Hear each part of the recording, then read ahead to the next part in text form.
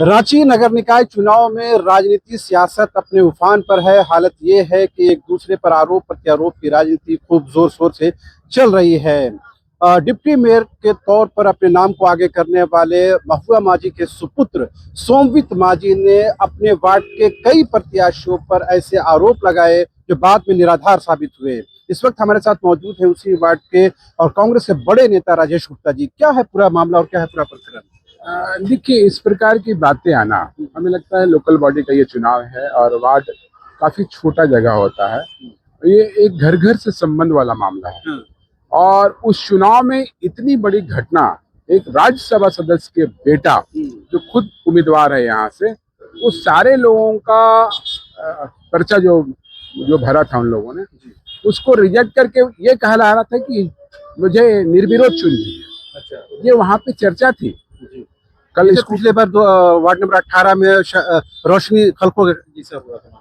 नहीं, वैसा भी नहीं। ये तो सरासर जो इलेक्शन कमीशन है, जो एआरओ है इस क्षेत्र के, उनपे ये दबाव बनाया जा रहा था कि वो एक राज्यसभा सदस्य की मम्मी है, बेटा है, उसकी माँ राज्यसभा है। अच्छा। और उस प्रेशर को मैंने देखा तो बड़ा हास्यास्पद लगा कि इस प्रकार का जो मानसिकता लेकर के चुनाव आम जनता के बीच में लड़ने जा रहा है, वो कितना संकुचित और बोला जाए तो एक इस प्रकार का मानसिकता समाज के विकास में नहीं, समाज के विरोध और विघटन के लिए काम करती है।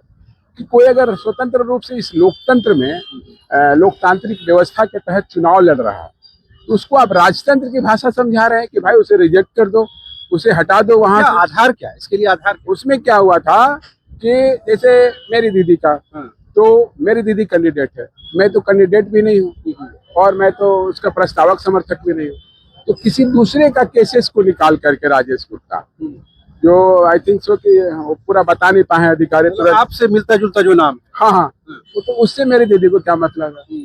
और एक आशा देवी करके कोई था, वैसा वहां पे बता रहे थे लोग कि उसके नामों पर बोल रहा था कि उस पर FIR है जो छुपाया गया है। हमें बड़ा आश्चर्य हुआ कि एक महिला को इस प्रकार का आरोप लगाना, हमें लगता है कि इस क्षेत्र की और क्या पूरे शहर की, देश की, राज्य की महिलाओं को अपमानित करने का काम किया है। ये उसकी संकुचित मानसिकता दिखाई पड़ती है। इस प्रकार के मानसिकता वाले अगर लोग शहर में या किसी वार्ड से चुनाव लड़ते हैं, तो यहाँ के लोग ही ये निर्णय ले कि इस प्रकार की व्यवस्था, इस प्रकार के सोच के लोग को अगर नेतृत्व मिलता है तो समाज का क्या होगा। तो क्या अल्टीमेटली क्या हुआ? जिन्होंने जो आरोप लगाया वो क्या रिजेक्ट खारिज हो गया? वो सारा खारिज हो गया चूंकि तथ्यहीन थे। अब कोई और बहुत सारे राजेश गुप्ता इस झारखंड में होंगे, बहुत सारे आशा देवी हैं, बहुत सारे मुंडा परिवार से लोग विरोध करते हैं, तो किसी को अलग उधर केस कर देना। उन लोगों का केसेस था जिस पर वो इक्वटल हो गया था। क्या उन्होंने इस तरह की इक्वेशन बनाया कि मुझे चुनाव जीतने के लिए ये सारे फॉर्मेट अपनाने? आप सोच सकते हैं इस प्रकार का शब्द को मैं ना यूज करूं। एक होता है ना आए दिन अपराध में जो सुनाई पड़ते हैं, सातिर अपराधी, तो इस प्रकार का शब्द मैं यूज नहीं करना चाहता हूँ। मगर इस प्रकार के सोच के लोग जो समाज को दिशा देने के जगह में, हमें लगता है कि उसे नुकसान करने के लिए। राजेश गुप्ता जी, ये तो आपके महागठबंधन को भी तार-तार कर रहा है। तो जेएमएम, कांग्रेस, आरजेडी, ये तो भले आप में कोई औपचारिक कोई गठबंधन नहीं हुआ है, लेकिन एक तो लाइन ऑफ कंट्रोल तो होना चाहिए। ये गठबंधन को तार-तार नहीं कर रहा, ये सरकार को इस शक्ति का दुरुपयोग कर रहा है। मैं भी उस गठबंधन का पार्ट हूँ। सत्ता का मिसयूज कर रहा है। बिल्कुल। जैसा वहां पे आप कल अगर रहते वहां पे, तो जो सीन था वहां पे, उनकी बॉडी लैंग्वेज और काम करने का जो तरीका था, वो लग रहा था कि एक राजा का आदेश हो गया है कि सबको हटाओ, मुझे निर्विरोध चुन लो। तो ये तो लोकतंत्र के लिए बड़ा घातक होगा। सत्ता के शीर्ष में जो बैठे, क्या वहां तक मैसेज कन्वे हुआ है? बिल्कुल। आपका चैनल बड़ा लोकप्रिय है निश्चित तौर पर, और भी चैनलों में चल रहे हैं, अखबारों में मैंने देखा था सुबह। तो ये कोई हल्की मामला नहीं है, ये बहुत ही गंभीर मामला है। आगे आप लोग क्या कर रहे हैं? ये भी शब्द है। अब तो जनता की अदालत में लोग आ गए हैं। इस क्षेत्र की जनता, इस क्षेत्र की महिलाओं के सम्मान में आशा गुप्ता जी खड़ी हैं और लगातार यहाँ के लोगों का प्यार और स्नेह और वोट मिलता रहा और लगातार जीत में रही है।